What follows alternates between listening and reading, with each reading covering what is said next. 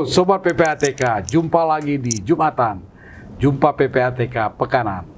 Bersama saya M. Natsir Konga. Sobat PPATK, hadir bersama kita pada podcast hari ini Saudara Dimas Ken Syahrir. Ini keringat dokternya masih belum kering nih, Sobat PPATK. Beliau kemarin baru saja sidang terbuka di Universitas Islam Negeri Syarif Hidayatullah Jakarta ya, Mas Dimas ya. Siap, Pak. Dan alhamdulillah sidang para penguji mengangkat beliau sebagai doktor. S2 beliau di akuntansi, Magister Akuntansi di Universitas Indonesia. Lalu S1 beliau di Udayana Fakultas Ekonomi. Nah, ini menarik sekali Sobat PPATK ya. Disertasi Mas Dimas ini mengangkat tema terkait dengan mikot syariah sebagai variabel pemoderasi di perbankan syariah ya. Lengkapnya begini nih, judul disertasi beliau, Sobat PPATK. Resiko inheren pencucian uang terhadap pengendalian internal dengan maqasid syariah sebagai variabel pemoderasi di perbankan syariah. Nah, Sobat PPATK, Mas Dimas ini adalah doktor pertama tindak pidana pencucian uang di bidang perbankan syariah. Dan kemarin beliau juga diapresiasi kandidat ya yang memecahkan rekor ya di UIN sebagai tercepat ya meraih gelar doktor di UIN Syarif Hidayatullah. Nah, Mas Dimas, ini Sobat PPATK pengen tahu nih ya, sebenarnya di perbankan syariah itu tingkat dari kemungkinannya dilakukan pencucian uang ya, sarana pencucian uang itu seberapa besar tuh Mas Dimas? Ya. Baik, terima kasih Bang View ya, saya panggil ya Pak ya. Iya. Atas pertanyaannya dan undangan untuk podcast Jumatan hari ini ya, tanggal 13 Desember 2024 ya.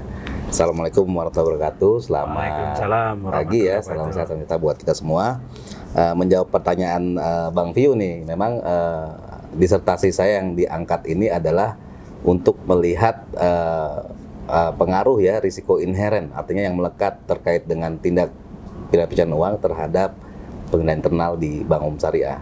Tapi dengan masukkan satu variabel baru yang ini belum pernah diteliti sebelumnya kaitannya dengan TPP, yaitu adalah maqasid syariah sebagai variabel pemoderasi ya. Ada dua latar belakang sebenarnya yang mendasari penelitian ini. Yang pertama adalah kami melihat di fenomena yang terjadi di perbankan syariah ini selama tren 3 tahun terakhir, tahun 2021, 2022, dan 2023, ini cenderung terjadi penurunan baik dari jumlah laporan secara kuantitas terkait transaksi mencurigakan dan juga nilai nominalnya. Sementara kontradiksi dari itu terjadi peningkatan yang sangat signifikan pelaporan LTKM di perbankan secara nasional, di mana Bank Syariah termasuk di dalamnya.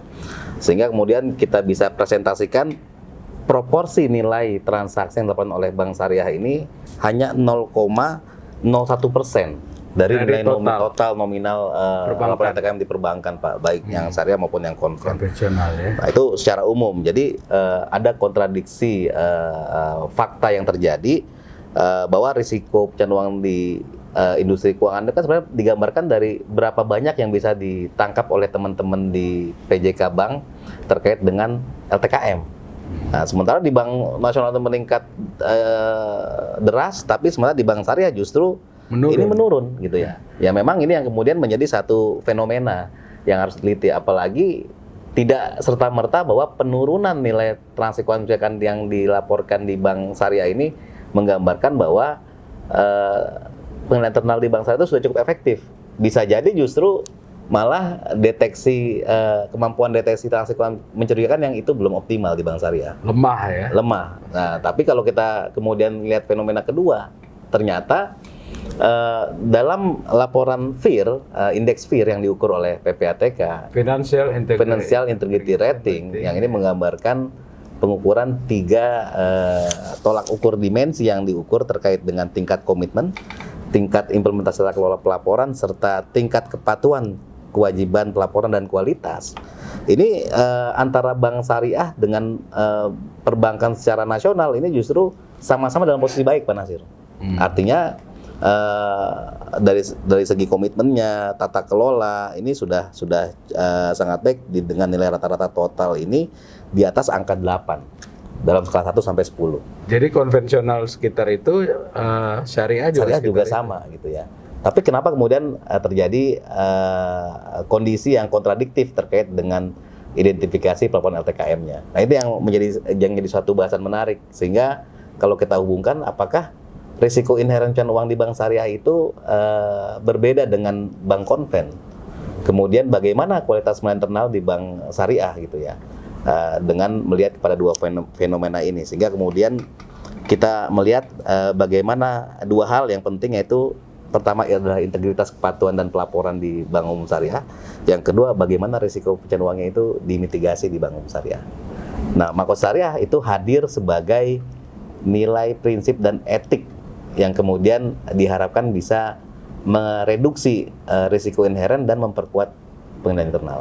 Nah, ini Sobat PPATK perlu tahu nih Mas Dimas nih, Makosid Syariah itu sebenarnya apa pengertiannya? Ya, jadi kalau kita bicara Makosid Syariah itu sebenarnya secara etimologi, Makosid itu diambil dari bahasa Arab yang artinya maksud. Ya, maksud itu bahasa Arab, Pak. Maksud dan tujuan. Maksud itu bahasa Arab. Jadi maksud itu adalah tujuan kan gitu ya. Sementara syariah itu adalah sebenarnya bukan serta-merta syariah itu langsung merujuk kepada Islam, Pak. Syariah itu kan cara, ajaran, aturan, atau kalau kita didefinisikan itu adalah cara untuk mencapai kepada sumber kebenaran. Kebenaran itu syariat itu bagaimana? Ada syariat agama Islam, ada syariat agama Kristen, syariat agama Hindu, Buddha. Makanya syariat itu dia sebenarnya konotasinya bukan hanya merujuk pada Islam. Tapi kemudian kalau di agama Islam, kemudian kita sudah menggabungkan dalam satu Islam, maka syariah itu adalah tujuan bermuamalah ya, untuk dengan menggunakan prinsip-prinsip syariah untuk mencapai kepada tujuan ekonomi, yaitu adalah falah, artinya kesejahteraan. Tapi dalam konteks ini syariah dalam Islam dimaksudkan? Dalam Islam yang dimaksudkan. Oke. Karena serapan ini akhirnya kemudian syariah itu dikonotasikan bahwa ini adalah syariah Islam gitu, syariat Islam. Jadi secara Islam itu nanti bahwa aktivitas muamalah bukan hanya secara ekonomi ya, dan juga sosial dan lain-lain, itu sebenarnya tujuannya hanya satu, yaitu adalah mewujudkan falah, kesejahteraan, di mana itu sesuai dengan nilai-nilai syariat Islam. Ada 3 prinsip utama yang itu mendasari, yang itu adalah pertama adalah atau keadilan, yang kedua adalah tawazun atau keseimbangan, yang ketiga adalah maslahah atau kebaikan. Nah, jadi diharapkan seluruh aktivitas ekonomi ini, terutama di perbankan, itu ditujukan untuk kebaikan, kesejahteraan, keseimbangan, mencegah kemudaratan, dan untuk mencapai kemaslahatan. Nah, terus kemudian nih kalau kita lihat yang secara mendasar ya, perbedaan antara bank konvensional dan bank syariah itu apa sebenarnya? Oke, baik. Terima kasih Bang Fiuni ya. Jadi ini yang kedua juga pertanyaan yang menarik ya. Dan ini sering ditanyakan beberapa kali dalam sidang disertasi saya, Pak. Jadi kalau kita bicara apa bedanya sih bank syariah dengan bank konven, tentunya yang pertama adalah dari segi akad yang mendasari ya. Jadi kalau akad di bank syariah sudah pasti dia tidak berbicara dalam konteks bunga. Semuanya digantikan dengan yang namanya nisbah atau ujroh bagi hasil ya.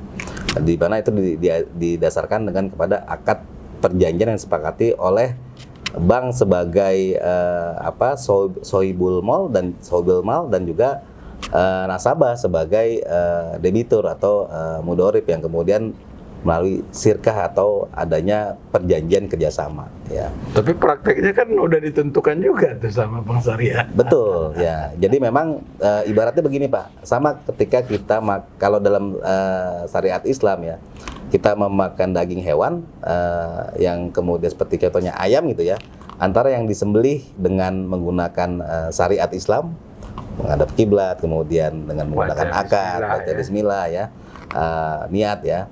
dengan yang disembelih dengan tidak berdasarkan syariat Islam. Nah ini dagingnya sama Pak, Sama-sama. rasanya mungkin sama, tapi Iya. kehalalannya. Makanya Iya, kalau kita iya. bicara produk Bank Syariah itu ada dua hal, yaitu adalah pertama halal, yang kedua toyib.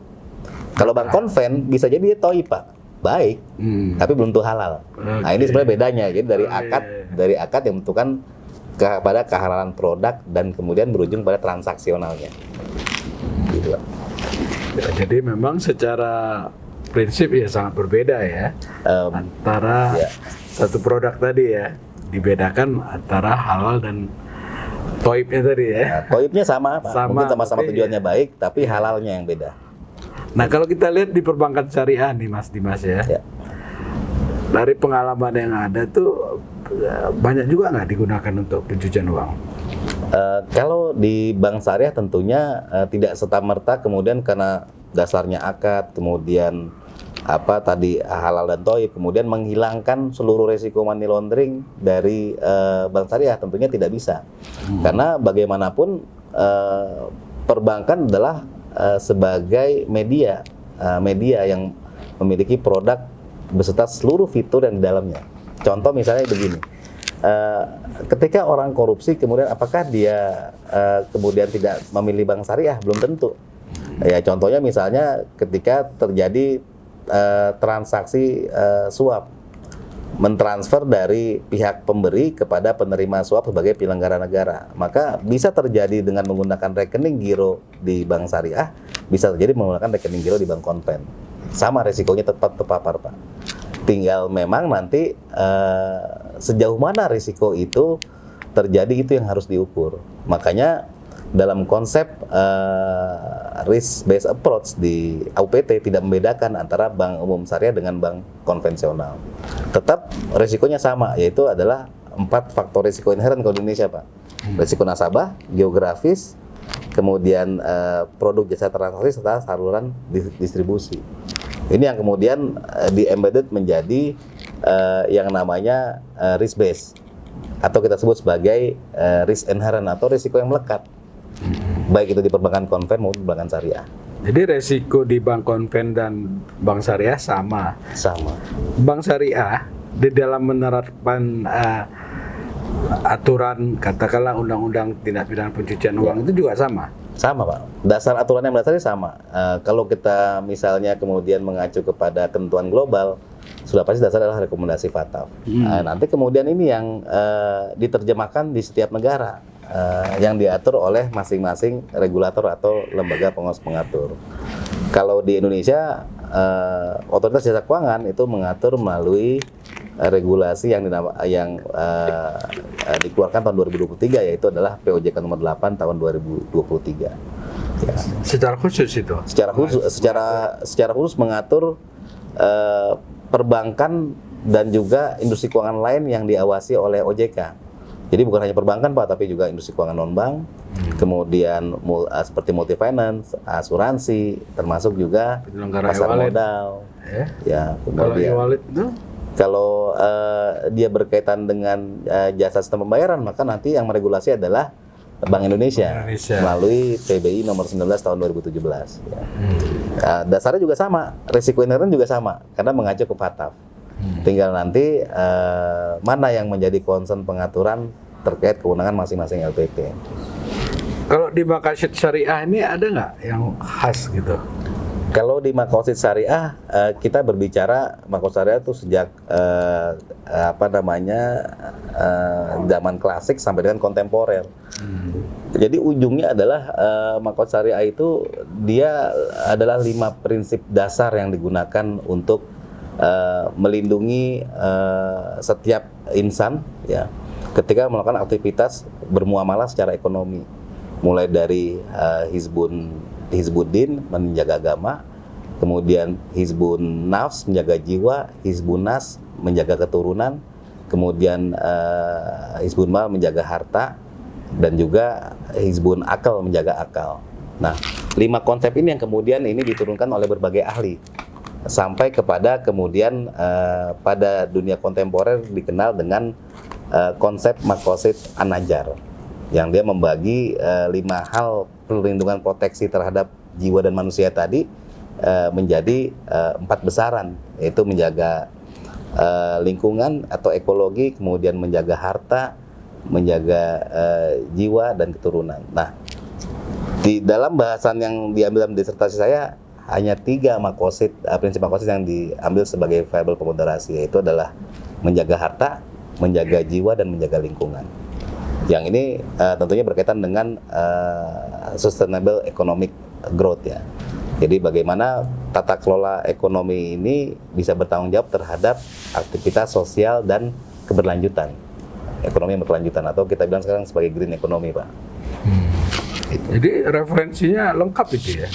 Kita lihat ya. Referensinya memang kita memilih dari berbagai penelitian yang sudah ada sebelumnya, di mana kalau kita bicara pencucian uang, ini banyak orang berbicara dalam konteks hukum. Jadi dalam konteks hukum, khususnya prinsip hizbun mal atau menjaga harta, yang dikaitkan dengan kalau di perbankan ini terkait dengan dalam konteks aktivitas penghimpunan dana dan penyaluran dana, gitu ya, atau aktivitas yang kita kenal dengan nama aktivitas funding dan lending. Jadi dalam Islam itu juga udah diatur sebenarnya. Sudah diatur bahwa ini harus dia tadi memenuhi asas keseimbangan, artinya dalam aktivitas bisnis ekonomi yang membedakan antara bank syariah dan bank konven, di bank syariah bukan hanya untuk mengejar terhadap profit, tapi juga bagaimana pertanggungjawabannya secara sosial dan ekonomi, dan khususnya kepada Allah untuk menciptakan welfare, Pak, atau kesejahteraan. Termasuk lingkungan tadi. Termasuk lingkungan. Makanya kemudian ini harus seimbang, artinya secara bisnis pembiayaan boleh dilakukan untuk mengejar profit, tapi bagaimana pembiayaan itu disalurkan kepada aktivitas yang tidak merusak lingkungan hidup. Contoh pertambangan ilegal, pembalakan hutan, dan lain-lain. Illegal logging ya, sehingga kemudian itu yang merusak lingkungan, sehingga ekonomi bisa tumbuh tapi dalam jangka pendek, tapi jangka panjang kerusakan lingkungannya itu tidak bisa ditanggungjawabkan. Itulah yang diatur dalam makosid tadi. Di dalam makosid sebagai tataran prinsip nilai yang harus diterapkan dalam beraktivitas secara ekonomi.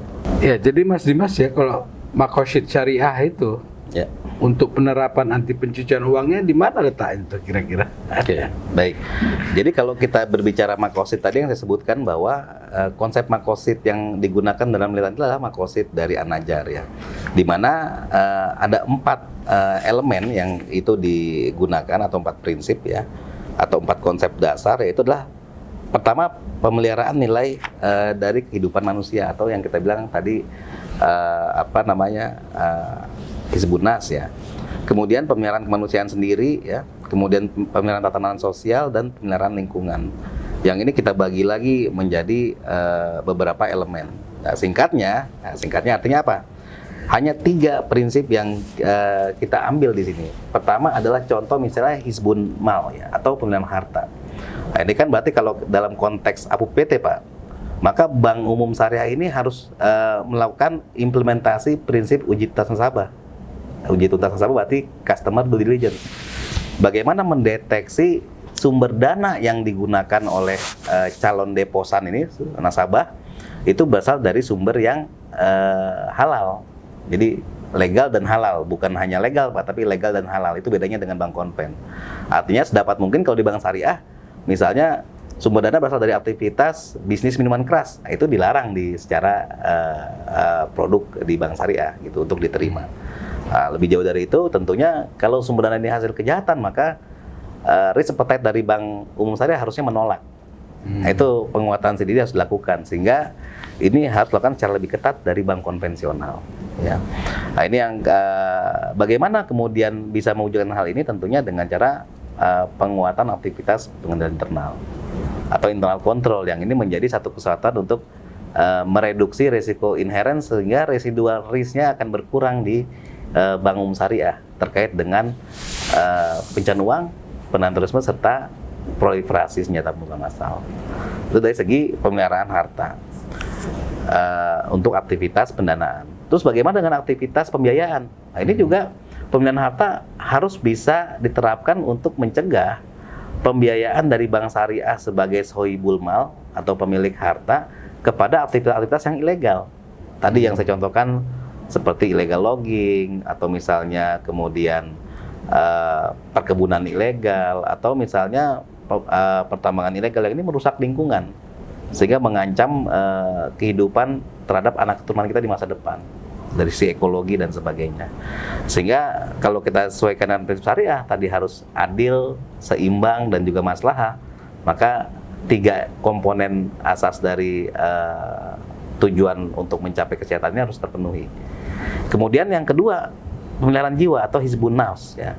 Nah, ini dalam konteks pemeliharaan internal, maka Bank Umum Syariah harus menjamin bahwa informasi pribadi terkait dengan transaksi keuangan, kemudian keamanan dari pelanggan ini bisa dilindungi. Dan bahkan lebih jauh dari itu, Bank Syariah harus bisa mencegah produknya digunakan sebagai sarana untuk melakukan hal-hal yang mengancam harkat dan martabat hidup manusia, seperti contoh judi online. Nah, ini harus dicegah, karena judi online kita sepakat itu merusak kehidupan manusia, baik itu terhadap diri pribadinya, kemudian keluarganya ya. Berbagai contoh sudah kita lihat di media bagaimana terjadi kasus bunuh diri ya, kasus misalnya kemudian pembunuhan dan sebagainya, karena disebabkan ada root cause, yaitu judi online ya. Jadi secara transnasional harus dicegah dari Bank Umum Syariah. Kemudian yang ketiga adalah pemeliharaan lingkungan. Nah, ini yang kemudian Bank Syariah bertujuan untuk memelihara lingkungan dan ekologi. Artinya aktivitas pembiayaan ilegal tadi, pembiayaan terhadap aktivitas yang legal itu harus dicegah sedapat mungkin, sehingga aktivitas ekonomi bisa tetap dijalankan secara jangka panjang, berkelanjutan, atau yang kita bilang sebagai integrated sustainable economy. Nah, ini yang ditawarkan dalam konsep bagaimana menerapkan makro syariah di Bank Umum Syariah secara spesifik dan secara luas di perbankan konvensional sebagai satu nilai etis yang menjaga integritas terkait Jadi dengan sebenarnya transaksi. bisa diterapkan juga oleh bank konvensional ya? Ini yang menjadi tantangan, Pak. Tentunya dengan bahasa-bahasa yang nanti dielaborasi untuk bisa diterima secara universal. Nah, dari penelitian Mas Dimas itu ya, Makosid Syariah ini sudah diterapkan belum ya? Kalau dalam konteks Bank Umum Syariah, sebenarnya ini sudah diterapkan dalam bentuk tadi, mulai dari produk yang dikeluarkan harus ada persetujuan dari Dewan Pengawas Syariah, sehingga prinsip-prinsip syariah yang diatur oleh MUI melalui Dewan Syariah Nasional itu harus terpenuhi. Dan itu kemudian yang menjadikan bahwa produk syariah harus memenuhi 2 kriteria tadi, yaitu adalah pertama halal, 2 thayyib. Nah, ini yang harus diintegrasikan secara nyata dan faktual dalam bentuk apa di perbankan syariah, misalnya dalam aturan tata kelola internal yang itu harus mewajibkan nilai-nilai makro syariah diturunkan sebagai nilai etik dan juga integritas dari pegawai dan pejabat Bank Umum Syariah. Yang jadi di dalam penelitian yang ditawarkan oleh Mas Dimas, Makosid Syariah untuk bisa diterapkan perbankan itu yang baru apa kira-kira? Tentunya tadi ada satu hal yang ditawarkan dalam penelitian ini, direkomendasikan bahwa sistem informasi anti pencucian uang di Bank Umum Syariah ini harus bisa diintegrasikan dengan nilai etik dan integritas dari prinsip Makosid Syariah dengan memperkenalkan model yang namanya Siap Plus, Pak. Siap Plus. Siap Plus. Jadi sistem informasi anti pencucian uang plus Makosid Syariah. Artinya sebagai nilai etik, maka Makosid Syariah ini terapkan mulai pada saat tataran dari sisi aturan internal Bank Umum Syariah. Yang kedua juga dalam bentuk pelatihan dan pengembangan terhadap kapasitas pegawai melalui sertifikasi, pelatihan, dan di-embedded dengan, kalau sekarang ada sertifikasi profesi UPT, maka bahasan Makosid Syariah itu masuk dalam satu sub bahasan untuk seseorang ini dinyatakan kompeten terkait dengan profesi UPT. Nah, ini yang dielaborasi, Pak. Jadi walaupun nanti pelan-pelan ini sudah diterapkan di Bank Umum Syariah, maka ke depan diharapkan nilai-nilai etik dan integriti ini akan diterapkan di bank secara konvensional. Walaupun ada perbedaan value di situ, Pak, yaitu nilai halal. Tapi toibnya saya yakin di bank konven juga sudah ada. Tinggal elaborasi bagaimana prinsip menjaga lingkungan, menjaga harta, menjaga jiwa. Ini bisa membangun tata kelola ekonomi sosial yang berkelanjutan. Luar biasa, Sobat PPATK. Banyak hal baru ya, pencerahan yang kita dapatkan. Dan yang pasti ya, Sobat PPATK, bagaimana membedakan bank konvensional dan bank syariah itu Kalau kita mau makan ayam aja. Nah, cara dipotongnya itu sesuai syariah nggak? Berarti kalau nggak sesuai syariah, berarti Tidak halal. tidak halal buat orang yang beragama muslim gitu ya. Oke Sobat PPATK, jumpa lagi kita di Jumatan. Jumpa PPATK Pekanan. Kalau bersih, kenapa harus risih?